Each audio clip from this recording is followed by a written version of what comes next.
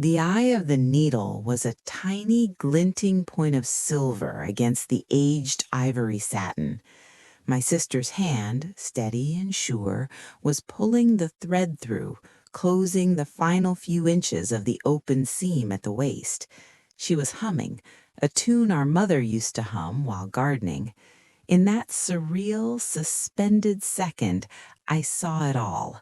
The delicate Venetian lace sleeves, the high neckline with its pearl buttons, the way the cathedral train spilled over the edge of her bed like a waterfall of forgotten dreams.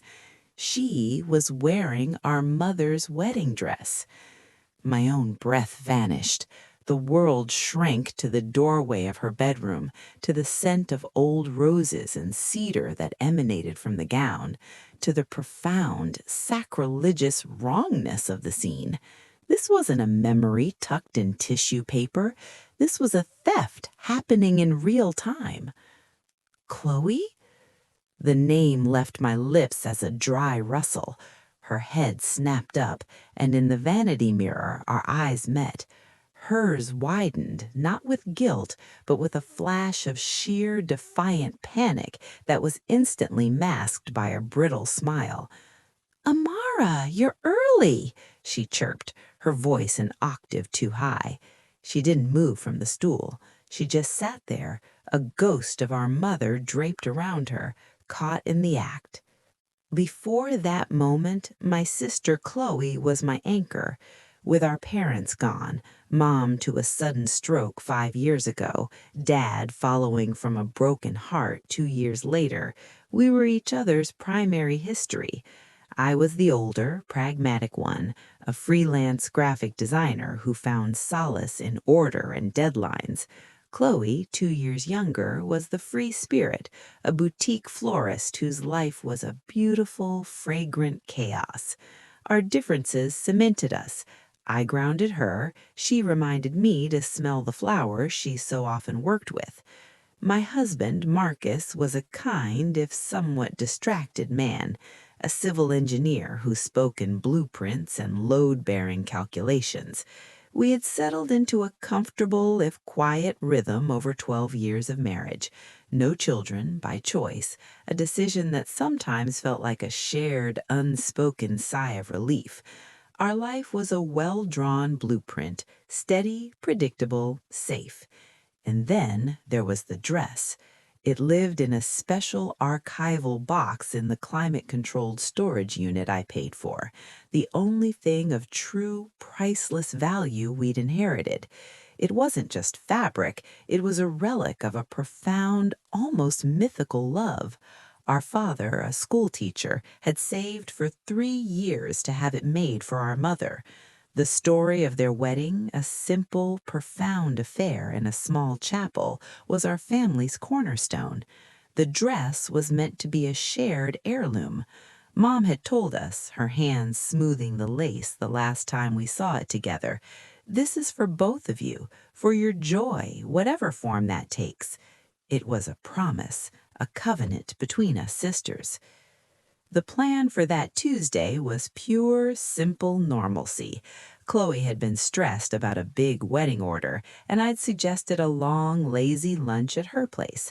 "I'll bring the pasta salad you like," I'd texted. "Just us, no men, no shop talk, just wine and sister time." She'd replied with a string of heart emojis. I arrived with the food, letting myself in with the spare key she'd given me years ago, calling out a cheerful, "Sis, I come bearing carbs." The house was quiet, filled with the golden mid-morning light that streamed through her large windows, illuminating floating dust motes over her slightly messy living room. The scent of jasmine from her garden mingled with the smell of coffee. Everything was as it should be. It was the picture of our normal. Then I'd seen her bedroom door ajar, heard the faint hum, assumed she was just changing.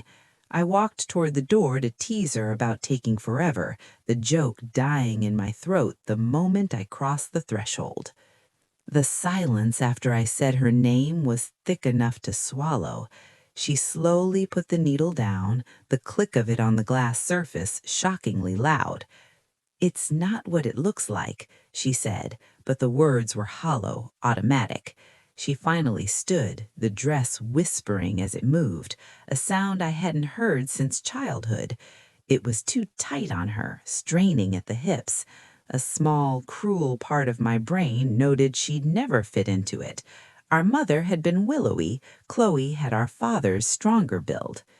"What are you doing?" My voice was low, disbelieving. "How did you even get this? The storage unit is in my name." She had the decency to blush, a deep mottled red creeping up her neck. I I borrowed your key last month when you had that flu, remember? To water you plants. I made a copy of the storage key. I just wanted to see it, Amara, to feel close to her. And then I noticed the seam was loose. I was just fixing it, for us. It was a lie wrapped in a sliver of truth, a tactic she'd mastered. The dress had been perfect when we'd last seen it together. I took a step into the room, my heart pounding against my ribs. "Take it off," I said, the calm in my voice surprising me. "Now, Chloe." The air between us crackled. Chloe's defiance wilted under my gaze, replaced by a performative hurt. "You're overreacting, Mara. It's just a dress." "It is not just a dress," I said, each word measured and cold. "You know exactly what it is. You violated a trust. You stole a key, you went into a private unit, and you took something that does not belong to you. Take it off." With a huff, she turned her back to me, presenting the long line of tiny pearl buttons. My fingers, trembling with a fury so pure it felt like ice, worked at them. Each button released felt like breaking a tiny bone. As the dress loosened, she let it slump to the floor, standing there in a simple satin slip. She stepped out of the pooling fabric as if stepping out of a puddle, her posture radiating a wounded pride. I bent down, the scent of our mother's perfume, a ghost of Chanel No. 5 in cedar, rising from the silk. I gathered the gown into my arms, a weight of history and heartache. It felt warm from her body, and that simple fact made my stomach turn. "Where is the preservation box?" I asked, not looking at her. "In my closet. I was careful." I carried the dress, this sacred, sullied thing, and laid it on her bed. I found the specialized acid-free box, its cardboard stark and new against her floral bed sheets. With a ritualistic care I didn't know I possessed, I began to fold it along its original creases, tucking tissue paper as our mother had taught us. The silence was a third person in the room, judging us. "You've always been like this, Chloe," said Amara, her voice quiet and sharp. "The keeper of the gates, the guardian of all things precious, Mom's favorite." I didn't look up from my task. "This isn't about favorites, Chloe. This is about an agreement, a promise we made to her." "A promise you dictated," she shot back. "It's always been on your terms, in your storage unit, under your control. Did you ever think I might need to feel close to her too? That your way of grieving isn't the only way?" Her words hit a nerve, a tiny buried point of guilt. Had I been too rigid? I pushed the thought aside. There were rules for a reason. Rules kept precious things safe. You could have asked, and you would have said no. You would have given me 10 reasons why it was too risky, too fragile. She wrapped her arms around herself. I just wanted to see if it fit, to imagine for 1 second what that kind of love feels like. There it was, the quiet, aching envy that had always lived beneath her vibrant exterior. My marriage to Marcus, while not a fairy tale, was stable, a fortress. Chloe's romantic life was a series of charming, chaotic storms that never settled into a climate. I saw her then, not as a thief, but a lonely woman reaching for a symbol of a love she feared she'd never have. The anger in me softened at the edges, just enough to let pity seep in. It was a mistake. I closed the box, the lid sealing with a soft whoosh. "I'm taking this home," I said, my tone final but no longer hostile. She nodded, looking down at her hands. "I'm sorry, Amara. Truly, I wasn't thinking." The apology sounded more genuine. The sister I knew was resurfacing, chastened. The crisis of the dress began to recede, replaced by the awkwardness of the interrupted lunch. I brought pasta salad," I said lamely. A weak smile touched her lips. "I could use a glass of wine." We moved to the kitchen, the epicenter of our normal sisterly gatherings. I plated the food, the familiar motions helping to steady me. She poured 2 generous glasses of Pinot Grigio. We sat at her sunny breakfast nook, the earlier confrontation a dark island in the stream of our conversation. We talked around it, about her difficult client, about a new design project I was starting, but the ease was gone. Every laugh felt strained, every silence loaded. Then the front door rattled with a key. It opened and closed with a hurried bang. "Chloe, you here?" A voice called out, a voice that shouldn't have been there, a voice that iced my blood in my veins. It was my wife, Lena. She appeared in the kitchen doorway, breathless, her cheeks flushed. She was dressed in a sleek charcoal gray pantsuit she usually reserved for important client meetings, but her hair was slightly disheveled. When she saw me, she stopped dead. Her eyes, a warm hazel I'd looked into for a decade, widened in pure, unadulterated panic. "Amara, what are you doing here?" she stammered, her gaze darting from me to Chloe and back again. "I told you we were having lunch," Chloe said quickly, her voice tight. Right, lunch," Lena mumbled, not moving from the doorway. She looked unmoored, like she'd walked into the wrong play. I was in the neighborhood, wanted to drop off that book I borrowed from you, Chloe." She held up empty hands, realizing her error, and let them fall to her sides. "Must have left it in the car." A cold finger traced my spine. Lena wasn't in the neighborhood. Her firm was downtown, a 30-minute drive in the opposite direction, and she hated casual, unannounced visits. She called them boundary violations. "What's wrong?" I asked, setting my fork down. "You look like you've seen a ghost." No ghost," she said, forcing a laugh that sounded like breaking glass. "Just a hectic morning, client meltdown, you know how it is. I should go. I'm interrupting." As she turned to leave, her foot, clad in one of her expensive low-heeled leather pumps, caught on the edge of Chloe's throw rug. She stumbled, and in the clumsy recovery, her shoe slipped clean off her foot. It skittered across the polished hardwood floor, coming to rest near my chair. But it wasn't her shoe. It was a man's dress shoe, a large, polished black Oxford, size 11, the same size my husband Marcus wore. Time didn't stop. It shattered. The kitchen, the sunlight, the half-eaten pasta salad, all of it receded into a distant, meaningless blur. My entire world funneled down to that single black leather shoe lying on my sister's floor. Lena froze, one foot bare, the other still shod in its feminine counterpart, her face a mask of sheer catastrophic horror. I didn't look at her. I didn't look at Chloe, whose sharp intake of breath was the only sound in the room. I stared at the shoe.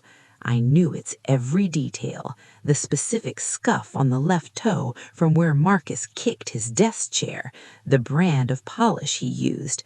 I'd bought them for him last Christmas. The first clue wasn't a whisper. It was a scream, loud, vulgar, and undeniable, lying at my feet. The silence in the kitchen was absolute, a vacuum that sucked all sound and air from the world. It was broken by Lena's choked gasp. She lunged for the shoe, a clumsy, desperate dive, but I was closer. My hand closed around the cold, familiar leather before she could reach it. I stood up, holding it, feeling its weight, that mundane, masculine weight in my hand. "Amara, I can explain," Lena whispered, her voice stripped bare of all its usual confidence and lawyerly precision. I didn't look at her. I looked at my sister. Chloe's face was bone white, her earlier defiance and wounded pride utterly gone, replaced by the grim, trapped look of a co-conspirator. Her eyes, wide and frightened, were fixed on Lena, silently screaming a warning. In that exchanged glance, the final piece of the horrifying puzzle slid into place. This wasn't a coincidence. Lena wasn't here for a book. The dress, the secret visit, the shoe, they were connected. The betrayal wasn't singular. It was a web, and I was standing in the very center of it, holding one sticky, damning thread. "Explain," I said, my voice unnervingly calm. I turned the shoe over, tracing the scuff with my thumb.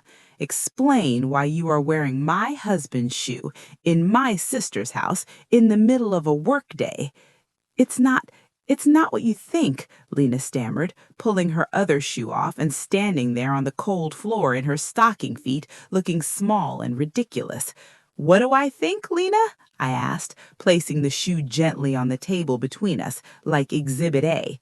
"Please enlighten me, because from where I'm standing, it looks like you came here in a hurry, so much of a hurry that you put on 2 different shoes, and one of them belongs to Marcus, which implies you were somewhere recently where Marcus's shoes were, and your shoes were elsewhere." Chloe found her voice, a thin, reedy thing. "Amara, stop! You're jumping to crazy conclusions." I finally turned my gaze to her. "Am I, Chloe? You who just got caught wearing my dead mother's wedding dress after secretly copying my keys. You're going to lecture me about jumping to conclusions?" The ice in my voice made her flinch. "How long?" I asked, the question directed at the space between them. "How long have you two been, what, covering for each other? Or is it more than that?" Lena wrapped herself around herself. "It's not an affair, Amara. God!" "Then what is it?" I shouted, the calm finally breaking, the rage and hurt boiling over. "What is this, Lena? A book club? A knitting circle? Why are you here in a panic wearing my husband's shoe?"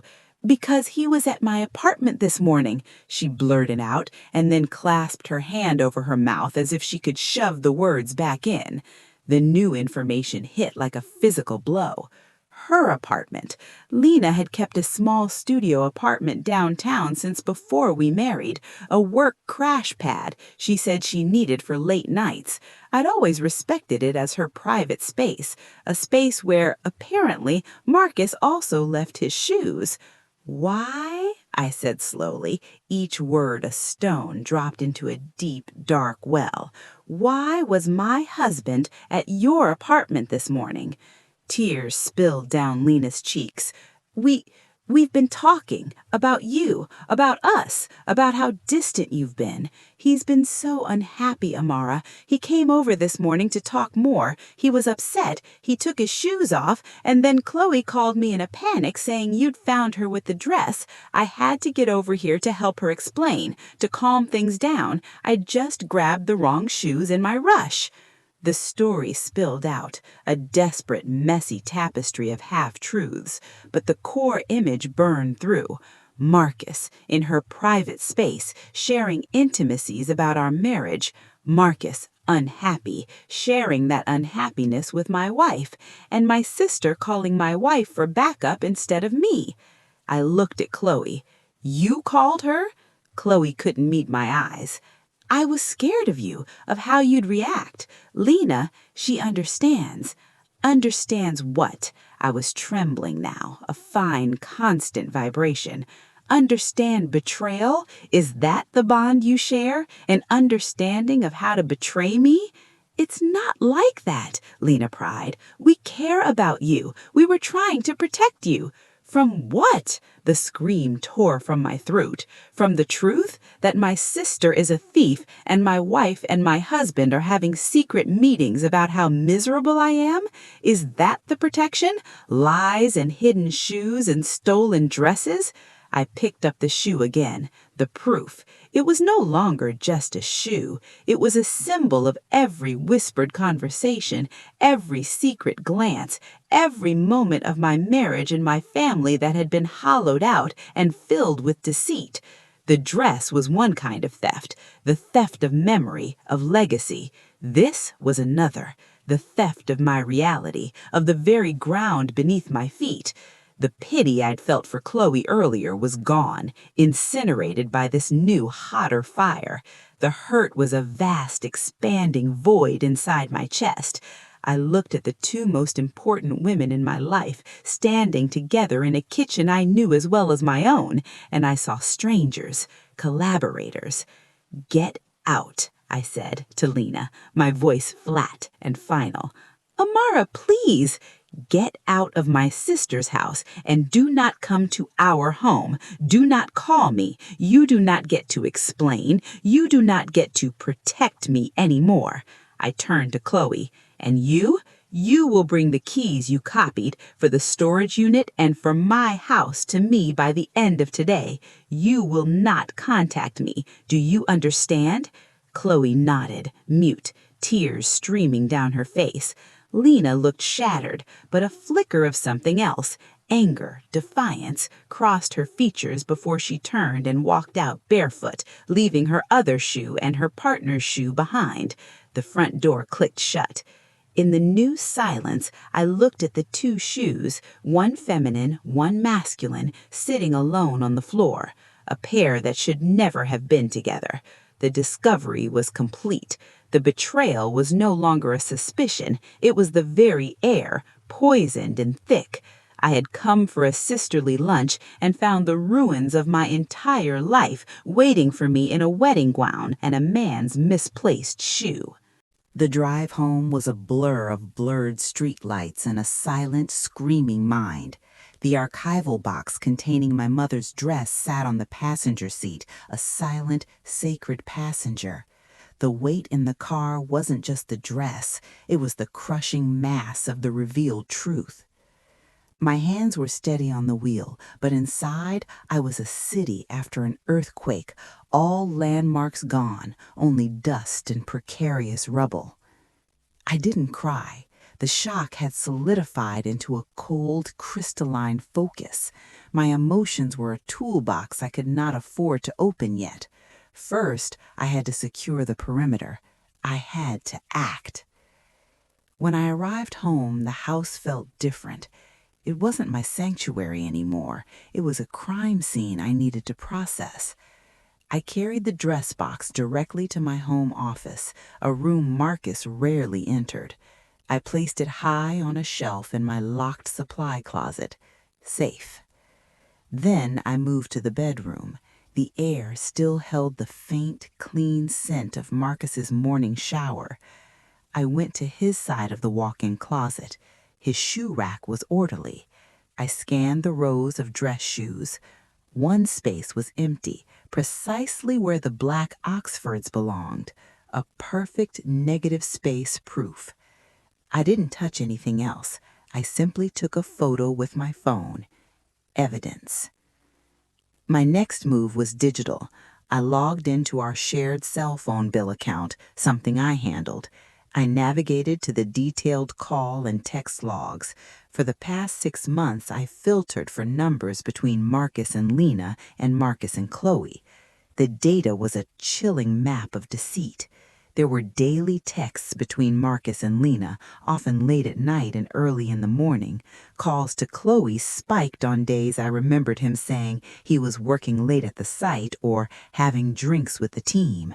I took screenshots. More evidence. I then sat at my desk and drafted 2 emails. My legal training, a paralegal certificate from a lifetime ago, kicked in. The tone was cold, clear, and unassailable. The first was to Lena. Lena, your personal items have been placed in storage. You are not to return to the family home. All further communication regarding the dissolution of our domestic partnership and the separation of assets should go through my lawyer. Her contact information will follow. The key code has been changed. The second was to Marcus, copying his work email. Marcus, do not come home. I am aware of your involvement with Lena and your collusion with Chloe regarding the theft of my mother's wedding dress. I have secured the heirloom and retained counsel. An official separation agreement will be drafted. You can collect your essentials tomorrow between 10 a.m. and 12 p.m. only if you coordinate via text. I will be present. Do not attempt to call me. I sent them. The clicks of the mouse were like gunshots in the quiet office. There, the first salvos were fired.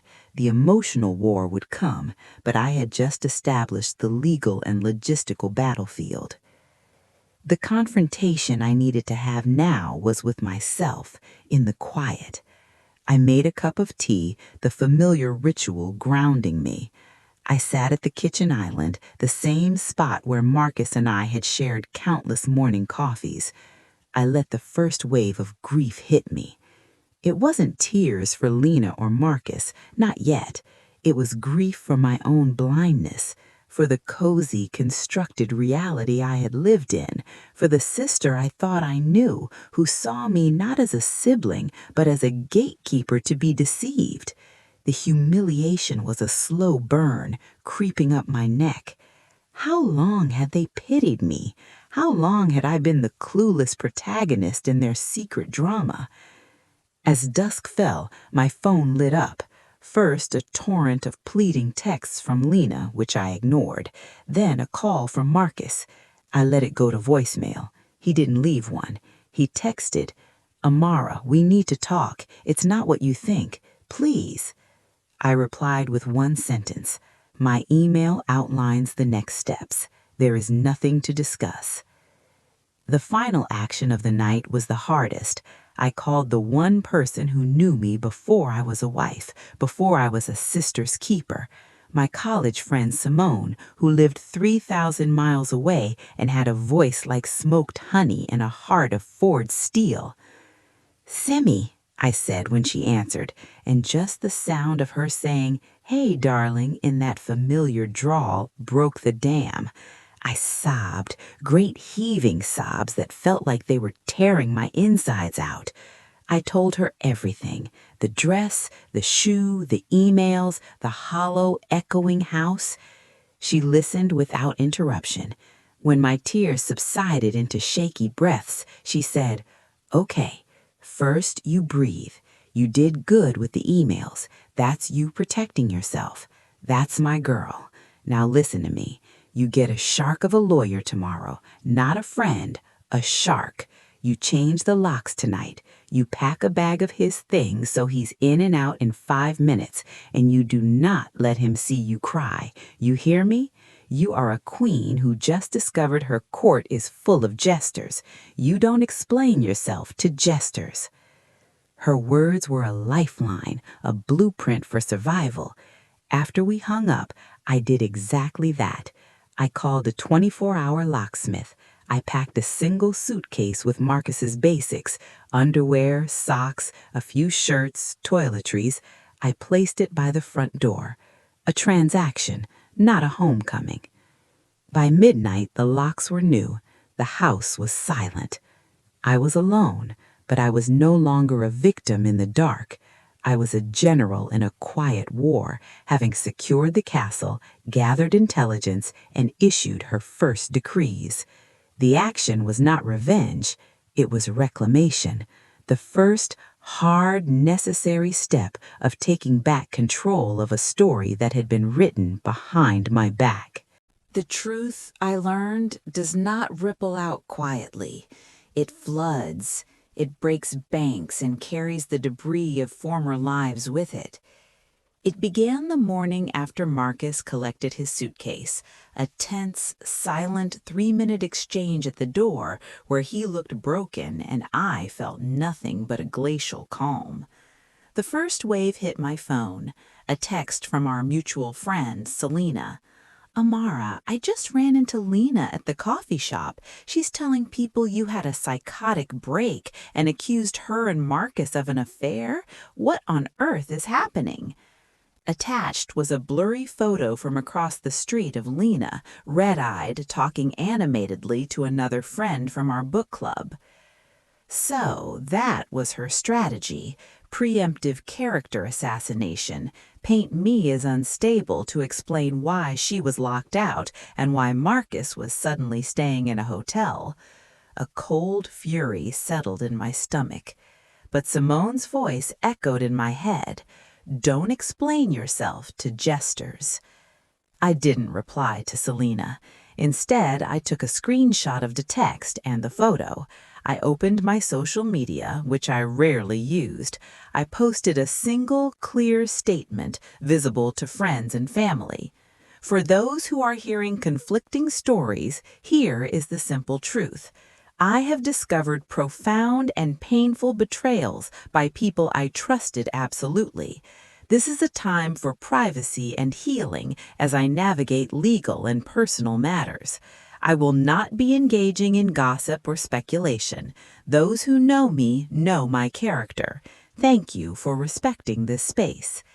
It was a velvet glove over an iron fist. It declared my reality without detailing the horror, and it drew a line in the sand. The comments flooded in with hearts and prayers and "We're here for you, Amara." The court of public opinion, for my corner of the world, swung firmly in my direction. Lena's psychotic break story began to look exactly like what it was, the desperate lie of someone caught. The second wave came through my mother's side of the family. My Aunt Joyce, my mother's stern and righteous sister, called. "Amara," she said, her voice like gravel, "your cousin saw Chloe crying in the floral market yesterday. She said you've cut her off over some old dress, that you're being cruel. Your mother would be heartbroken." This cut deeper. Chloe was weaponizing our mother's memory, playing the wounded baby sister to the wider family. I took a steadying breath. "Aunt Joyce, did she tell you why I was upset about the dress? Did she tell you she stole my keys, copied them, took it from a preservation storage unit without my knowledge, and was actively altering it to fit herself when I found her?" A long silence. She said she was just looking at it. "She was wearing it, Aunt Joyce. She had a needle and thread. She was trying it on after she stole access. And that was before I discovered she and Lena have been conspiring with Marcus behind my back for months. This isn't about a dress. It's about a fundamental breach of trust. Mom's heart would be broken by Chloe's actions, not by my boundaries." Another silence, shorter this time. "I see," Aunt Joyce said, her tone shifting from accusation to grim understanding. "Well, that is a different story. Thank you for telling me. Family should not steal from family." The line went dead. I knew then that the family pipeline would correct itself. Chloe's version would not survive the cold, hard facts. The most satisfying consequence, however, was quiet and professional. Lena was a partner at a prestigious law firm where reputation was everything. I did not need to call them. I simply updated my professional LinkedIn profile to reflect my newly single status, which was noticed by a legal recruiter who knew us both.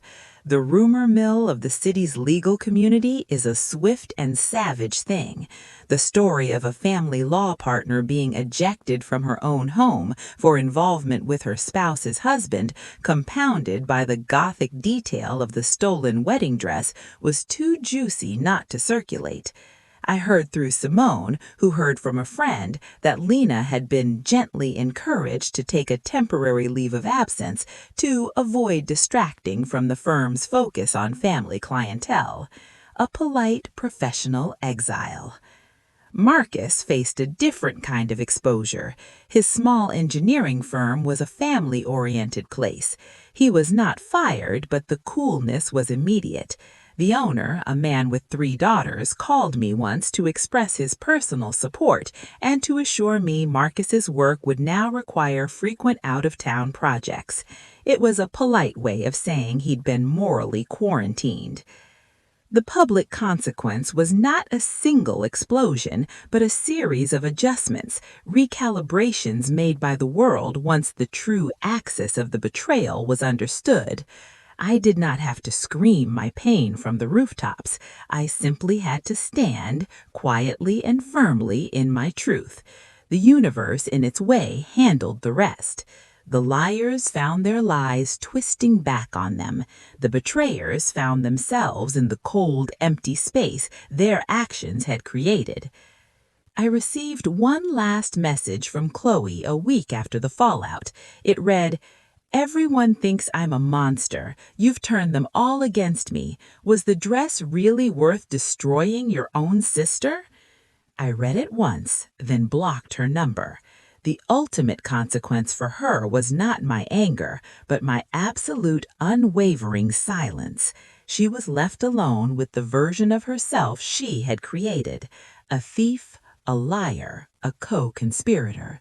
That was her sentence to serve, in the court of her own making. Healing does not come as a sudden sunrise. It is a slow, gray dawn after a long, stormy night. You don't feel warm all at once. You simply realize you're no longer shivering. The first tangible change was the house. I couldn't live in a museum of my old life. One weekend, I moved all the furniture in the living room.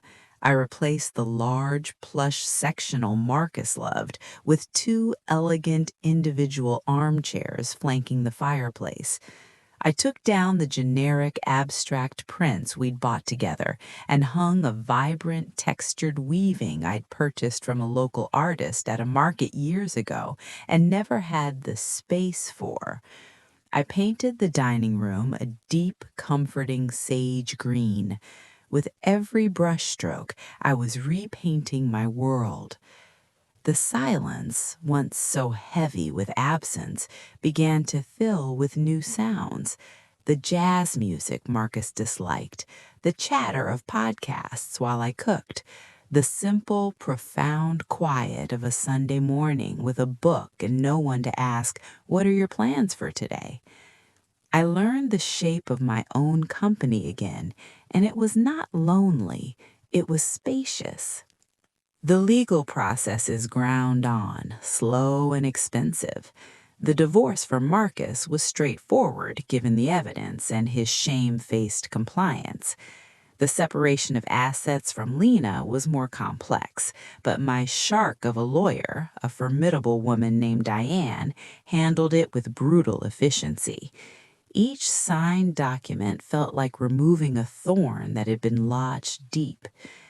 I did not see or speak to Chloe, Lena, or Marcus. Their absence became a fact of my geography, like a river that had changed course. The initial acute pain calcified into a permanent, quiet knowledge. Some bridges, once burned, reveal they were only ever made of paper and false promises. Letting the ashes blow away was an act of self-preservation. The dress, however, remained. The archival box sat on the high shelf in my office, a quiet presence. For months it was a monument to betrayal.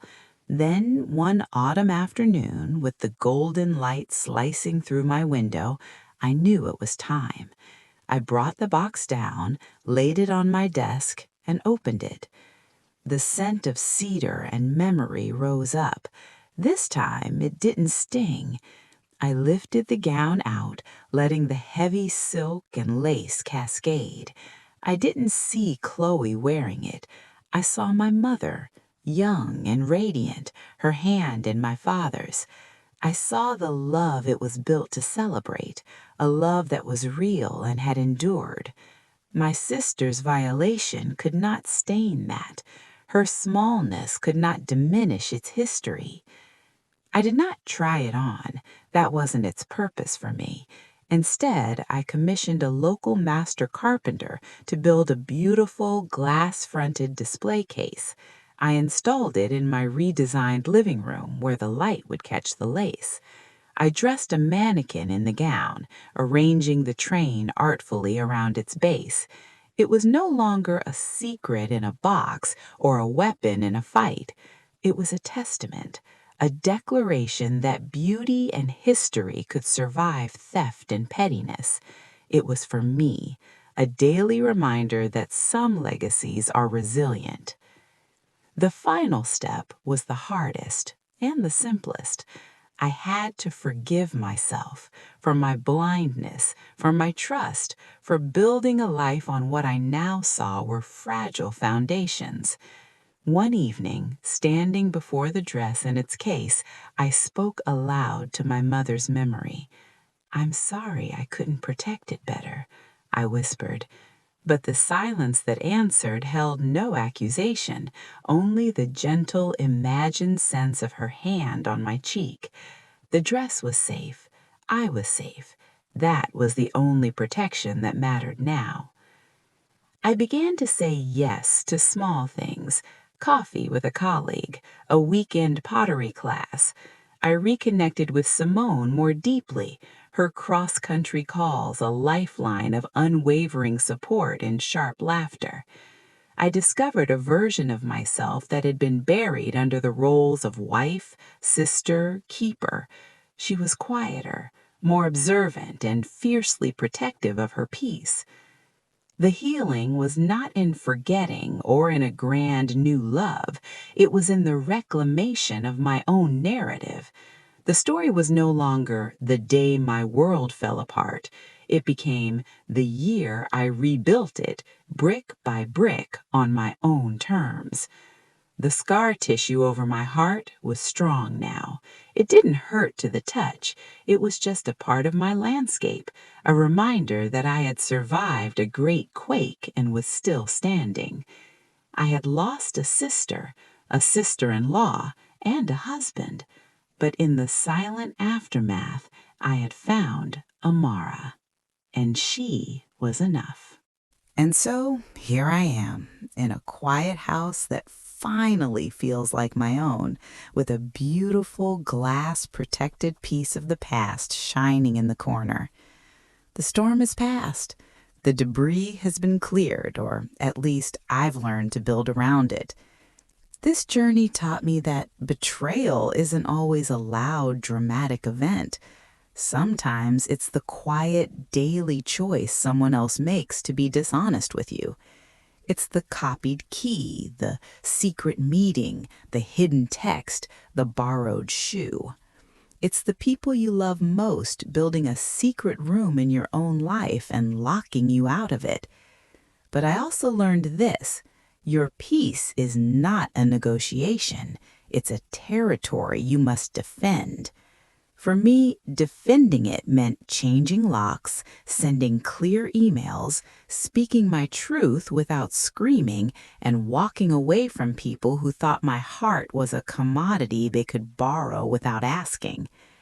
The greatest power you have in the face of betrayal is not revenge, but the power to say, "This ends here. You do not get to write the next chapter of my story." That dress in the case, it's no longer a symbol of what was stolen. It's a symbol of what can be reclaimed. They could touch the fabric, but they could not touch its meaning. They could try to rewrite my present, but they could not erase my past or dictate my future. To you, listening, I know many of you have felt that cold, sinking feeling in your stomach, that moment when a look, a word, a misplaced object tells you the story you're living is a lie. So I'll ask you this gently. Where in your life are you ignoring the small whispered clues because the truth is too painful to face? Are you afraid to set a boundary because you might lose someone? But what is it you're really losing if that person's presence requires you to abandon your own peace? You don't have to set yourself on fire to keep other people warm. Sometimes you just have to put on your own shoes, the right ones, and walk steadily toward your own integrity. Thank you for listening to my story. If you've ever had to rebuild from the ground up, I see you. Your strength is a quiet, powerful thing. If this story resonated with you, share your thoughts in the comments below. What would you have done when you saw that shoe on the floor? Subscribe for more stories about finding truth, healing, and the quiet strength it takes to rebuild a life.